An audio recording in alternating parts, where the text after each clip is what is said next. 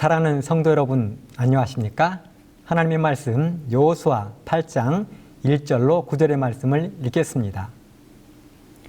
여호와께서 여호수아에게 이르시되 두려워 말라, 놀라지 말라. 군사를 다 거느리고 일어나 아이로 올라가라. 보라, 내가 아이 왕과 그 백성과 그 성읍과 그 땅을 다 내 손에 주었노니 너는 여리고와 그 왕에게 행한 것 같이 아이와 그 왕에게 행하되 오직 거기서 탈취한 물건과 가축은 스스로 취하라. 너는 성 뒤에 복병할지니라. 이에 여호수아가 일어나서 군사와 함께 아이로 올라가려 하여 용사 3만 명을 뽑아 밤에 보내며 그들에게 명하여 가로되 너희는 성읍 뒤로 가서 성읍을 향하고 매복하되 그 성읍에 너무 멀리하지 말고 다 스스로 예비하라. 나와 나를 쫓는 모든 백성은 다 성읍으로 가까이 가리니 그들이 처음과 같이 우리에게로 쳐 올라올 것이라. 그리할 때에 우리가 그들 앞에서 도망하면 그들이 나와서 우리를 따르며 스스로 이르기를 그들이 처음과 같이 우리 앞에서 도망한다 하고 우리의 유인을 받아 그 성읍에서 멀리 떠날 것이라. 우리가 그 앞에서 도망하거든 너희는 매복한 곳에서 일어나서 그 성읍을 점령하라. 너희 하나님 여호와께서 너희 손에 붙이시리라. 너희가 성읍을 취하거든 그것을 불살라. 여호와의 말씀대로 행하라. 보라, 내가 너희에게 명하였느니라 하고 그들을 보내매 그들이 복병할 곳으로 가서 아이 서편 베델과 아이 사이에 매복하였고 여호수아는 그 밤에 백성 가운데서 잤더라. 저는 오늘 말씀의 제목을 하나님 앞에서 실패는 부끄러움이 아니다, 이런 제목으로 정해 보았습니다. 저는 지난 화요일 예배 시간에 여호수아 7장을 배경으로 썩은 귤 하나, 이런 제목의 말씀을 드렸습니다. 아간의 죄에 대한 말씀이었습니다. 그리고 아간 한 사람의 죄가 얼마나 무서운 결과를 가져왔는지도 살펴보았습니다. 미국의 역대 대통령 가운데 가장 존경받는 대통령이 있다면 바로 그는 에이브라함 링컨입니다. 그 링컨에게 어느 날 기자들이 질문을 했습니다. 당신의 놀라운 성공과 존경받는 삶의 비결은 무엇입니까? 그랬더니 조금도 머뭇거림 없이 링컨이 대답했습니다. 그것은 바로 실패입니다. 제가 수많은 실패를 경험했기 때문에 오늘 이 자리까지 올 수 있었습니다. 하지만 저는 그런 쓰라린 실패를 결코 두려워하지 않았습니다. 오히려 실패를 거울 삼아 나 자신을 돌아보고 더 겸손하게 했습니다. 링컨의 실패 경험들은 이루 헤아릴 수 없이 많았습니다. 링컨을 연구한 전문가들은 링컨이 27번의 실패를 거듭했다고 이야기했습니다. 몇 가지를 좀 찾아보자면 15살 때 그는 집을 잃고 길거리로 쫓겨났습니다. 23살 때 사업에 실패했습니다. 24살 때 주의회 선거에서 낙선했습니다. 25살 때 사업을 파산했습니다. 그는 이 빚을 갚기 위해서 17년 동안 고생했습니다. 26살 때 약혼자가 갑자기 죽었습니다. 28살 때 신경쇠약으로 병원에 입원했습니다. 30살 주의회 의장직 선거에서 패배했습니다. 32살 정부통령 선거위원회에 출마했다 패배했습니다. 35살 하의원은 선거에 낙선했고 36살 하의원은 공천에서 탈락했습니다. 40살 때 하원의원 재선거 낙선했고 47살 때 상원의원 선거에서 낙선했습니다. 48살 때는 부통령 후보 지명전에서 낙선했습니다. 불과 100표 차였습니다. 50살 때 상원의원 출마해서 역시 낙선했습니다. 이런 링컨의 거듭된 실패를 지켜본 그의 친구들이 링컨 주변에서 모든 칼과 면도날을 치웠다고 이야기했습니다. 이유는 링컨이 자살할까 봐서. 하지만 링컨은 절망의 감옥에 갇혀 있지 않았습니다. 그리고 훗날 이렇게 이야기했습니다. 나는 낙선했다는 이야기를 듣고 곧바로 음식점으로 달려갔다. 그리고는 배가 부를 정도로 음식을 많이 먹었다. 그런 다음 이발소로 가서 머리를 곱게 다듬고 기름도 듬뿍 발랐다. 사람들은 이제 아무도 나를 실패한 사람으로 보지 않을 것이다. 왜냐하면 나는 이제 곧바로 일어나 또다시 시작을 했으니까. 배가 든든하고 머리가 단정하니 걸음걸이가 곧을 것이고 목소리는 힘이 찰 것이다. 내 스스로 다짐한다. 다시 힘을 내자. 에이브라함 링컨. 그리고 마침내 링컨은 52살 되던 해 16대 대통령에 당선이 되고 재선에 성공했습니다. 그렇습니다. 링컨에게는 실패는 실패가 아니었습니다. 실패를 거듭하기는 했지만 실패한 사람은 되지 않았습니다. 그는 수많은 실패와 좌절 속에서도 도전과 희망을 포기하지 않는 승리자였습니다. 사실 실패 자체보다 더 무서운 것은 좌절하고 실패를 통해서 아무것도 배우지 못하는 것입니다. 사람은 유한한 존재이고 부족하고 죄된 성향을 가지고 있기 때문에 누구나 실패할 수 있습니다. 그것이 크든 작든 언제나 그림자처럼 우리 주변을 따라다니게 되어 있습니다. 그래서 알렉산더 휘튼이라는 사람은 말하기를 가장 나쁜 실패는 다시 시작해 보려 하지 않는 것이다, 이렇게 이야기했습니다. 오늘 우리가 시작하며 읽은 본문은 굴욕적인 패배와 실패를 경험했던 여호수아의 이야기입니다. 여호수아는 한 주먹거리도 되지 않는 작은 아이성 군대에게 처절한 실패의 경험을 했습니다. 인구 겨우 1만 2천 명에 불과한 아이성 사람들에게 뜻밖의 일격을 당한 것입니다. 그 싸움은 아무리 생각해도 져야 할 이유가 없었습니다. 여호수아와 이스라엘 백성들은 아이성을 치기 전에 이미 아이성보다도 10배는 더 크고 강력한 일곱성을 아무런 저항도 없이 손쉽게 무너뜨렸습니다. 그래서 정탐꾼들의 보고를 통해서 파악한 그대로 군사 3,000명을 파견해서 간단히 해결하고 싶었던 것입니다. 그런데 들려온 소식은 우리 군사들이 패했다는 것입니다. 그리고 36명이 죽었다는 것입니다. 이유를 알고 보니 이스라엘 백성 중 한 사람이 하나님의 법을 어긴 것이 패배의 원인이었습니다. 그리고 여호수아가 드린 기도는 전형적인 패배주의자의 기도였습니다. 여호수아 7장 7절에 보면 여호수아가 가로되 슬프도소이다. 주 여호와여 어찌하여 이 백성을 인도하여 요단을 건너게 하시고 우리를 아모리 사람의 손에 붙여 멸망시키려 하셨나이까.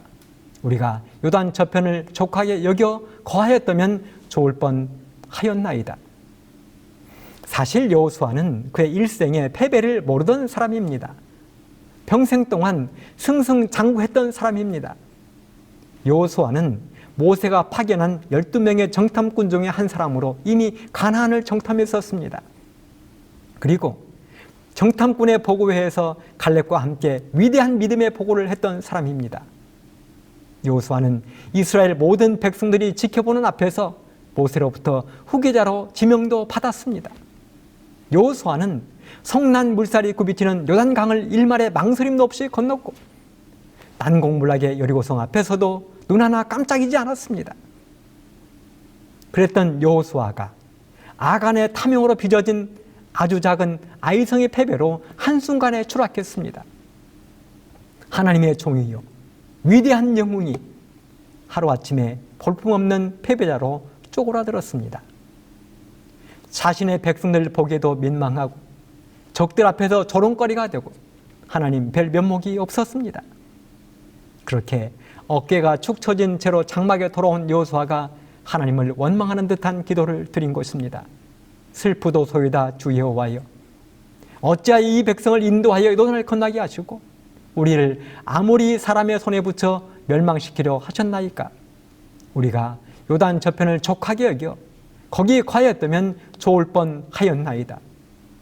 그 순간 여호수아는 모든 백성들의 따가운 시선이 부끄러웠던 것입니다. 도저히 자기 자신을 용납할 수 없었을 것입니다. 자존심 때문에 패배를 받아들일 수 없었을 것입니다.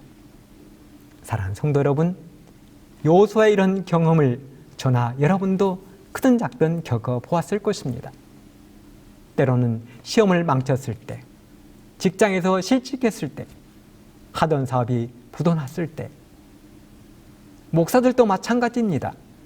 설교가 엉망이 되어서 성도들의 눈초리가 실망스러울 때, 바로 그때 여호수아처럼 낙담하고 좌절해서 온 세상에 하나밖에 없는 실패자처럼 행동할 때가 한두 번이 아니었을 것입니다. 하지만 우리가 알아야 할 한 가지 사실이 있습니다. 실패는 누구나 다 경험한다는 사실을 우리는 기억해야 합니다. 우리 성경이 쓰여진 이유 가운데 하나도 실패하고 낙담한 사람들을 위해서 쓰여진 것입니다.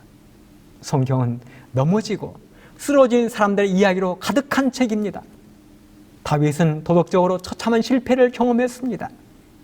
엘리야는 갈멜산에서 위대한 승리를 했음에도 불구하고 갑자기 한 여인을 두려워하여 3일 길을 도망쳐 호렙산 동굴 속에 숨어 지냈습니다.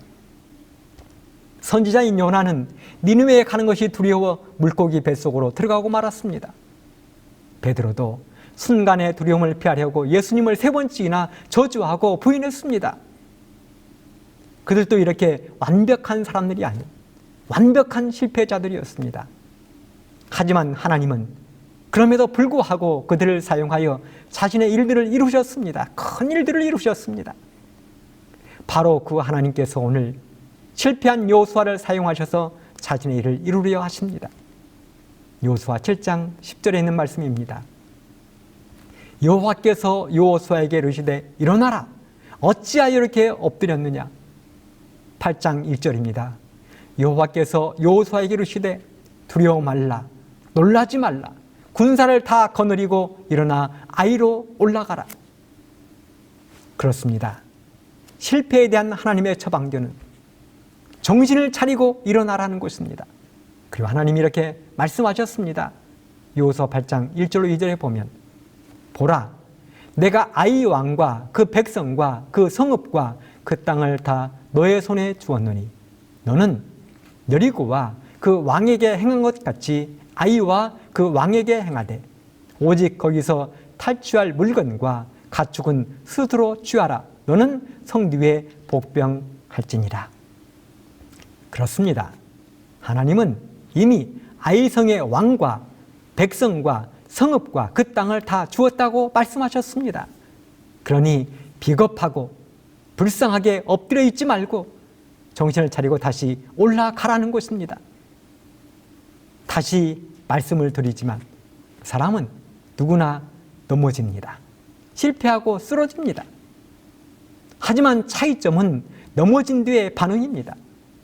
한 무리의 사람들은 죄책감과 좌절, 절망의 구렁텅이로 빠지는 사람이 있는가 하면 한 무리의 사람들은 하나님의 품 안으로 빠져드는 사람이 있습니다. 하나님의 은혜를 발견하는 사람도 있습니다. 하나님의 품으로 빠지는 사람들은 하나님의 음성에 귀를 기울입니다. 하나님의 품으로 빠진 사람들은 일어서서 하나님의 은혜로 나가기로 결심합니다. 그러므로 우리 모든 성도님들도 하나님의 품에 빠지게 되기를 이 시간에 간절히 바랍니다. 바로 누가복음 15장에 집 나간 둘째 아들 탕자가 그렇게 했습니다. 누가복음 15장 18절에 보면 내가 일어나 아버지께로 가서. 여러분 탕자가 어떤 사람입니까? 그는 잘 나가던 강남 부잣집 아들이었습니다. 집에서 하고 싶은 것은 뭐든지 했던 사람입니다. 그랬던 그가 유산을 미리 챙겨 다른 나라에 갔다가 실패를 해도 처절하게 실패했습니다. 방탕한 삶과 어리석은 선택으로 허송세월을 보냈습니다. 그러다가 땡전 한 푼 없는 거지 중에 상거지가 되어서 입에 풀칠을 하기 위하여 돼지치는 일을 했습니다. 그렇게 그는 배를 무지 골았던 것 같습니다. 하루는 그의 눈앞에 돼지밥이 진수성찬으로 보였습니다. 그래서 자신도 모르게 돼지가 먹을 밥을 빼앗아 먹기 시작했습니다. 여러분, 뺏어 먹을 게 따로 있지 어떻게 돼지밥을 뺏어 먹습니까? 그런데 돼지밥이 목구멍으로 넘어가는 그 순간 자신도 모르게 울컥 울음이 터져 나왔을 것입니다. 우리 집에서는 돼지도 나보다는 좋은 것을 먹고 강아지도 나보다는 좋은 곳에서 잠을 잔다는 것을 깨달았습니다. 그리고는 결심했습니다. 내가 일어나 아버지께로 가서. 그리고 그렇게 집으로 돌아간 둘째 모든 고통과 배고픔, 서러움은 단숨에 해결되었습니다. 집에 도착하자마자 비단 옷이 입혀지고 손에 가락지가 끼워지고 발에 신발이 신기워졌습니다. 바로 그 하나님이 오늘 여호수아에게 일어나 실패했던 곳으로 다시 가라 말씀하셨습니다. 다시 해보자는 것입니다. 단 이번에는 너의 방식대로가 아닌 하나님 나의 방식대로 해보자는 것입니다. 그 말을 여호수아는 단번에 알아들었습니다. 여러분, 이게 중요한 것입니다. 우리도 하나님이 말씀하시면 단번에 한 번에 알아먹을 귀와 마음이 있어야 합니다. 그래서 일어나자마자 즉각 군대를 이끌고 아이성으로 행군을 시작했습니다. 여호수아 8장 3절에 보면 지난번보다 10배나 많은 3만 명의 군사를 데리고 올라갔습니다. 하지만 이번에는 달랐습니다. 첫 번째 올라갔던 전쟁과 다른 것들이 있었습니다. 첫 번째는요, 첫 번째 전쟁에서는 정탐꾼들의 정보만 듣고 전쟁터에 나갔지만 이번에는 하나님의 계획을 듣고 하나님의 계획대로 전쟁을 치렀습니다. 두 번째는 첫 번째 전쟁에서 여호수아는 뒤에 남았지만 이번에는 여호수아가 앞장서서 군대를 지휘했습니다. 세 번째는요, 첫 번째 공격 때는 3,000명의 군사만 보냈지만 이번에는 용사 3만 명을 뽑아 보냈습니다. 네 번째는, 첫 번째는 아무런 전략과 전술도 없었지만 이번에는 완벽한 전술을 펼쳤습니다. 여러분, 그런데 여기서 가장 중요한 것은 이 모든 것들은 모두 다 하나님이 주신 방법이었다는 것입니다.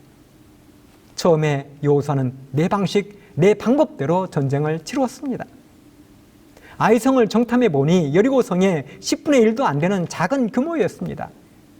그래서 여호수아는 생각하기를 자기 자신을 비롯해서 많은 군사들이 갈 필요도 없다고 생각했습니다.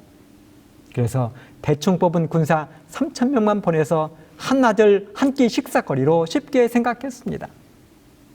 하지만 결과는 자신이 한 번도 당해보지 못한 처절하고 쓰라린 실패였습니다.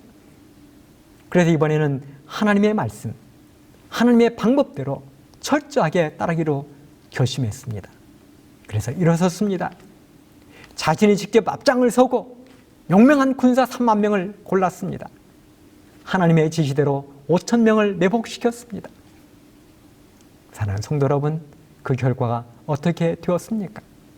여호수아 8장 21절로 25절에 보면 여호수아와 온 이스라엘이 그 복병이 성읍을 점령함과 성읍의 연기가 오름을 보고 다시 돌이켜 아이 사람을 죽이고 복병도 성읍에서 나와 그들을 치매 그들이 이스라엘 중간에 든지라 혹은 이 편에서 혹은 저 편에서 쳐 죽여서 한 사람도 남거나 도망하지 못하게 하였고 아이 왕을 사로잡아 여호수아 앞으로 끌어왔더라. 이스라엘이 자기를 광야로 따르던 아이 모든 거민을 들여서 죽이되 그들을 다 칼날에 엎드러지게 하여 진멸하기를 마치고 온 이스라엘이 아이로 돌아와서 칼날로 죽이매 그날에 아이 사람의 전부가 죽었으니 남녀가 12,000이라. 그렇습니다. 승리를 거두되 완벽한 승리를 거두었습니다. 하나님의 방법과 하나님의 뜻대로 나아가니 단 한 사람의 희생도 없이 완벽한 승리를 거둔 것입니다. 그리고 하나님은 말씀하셨습니다.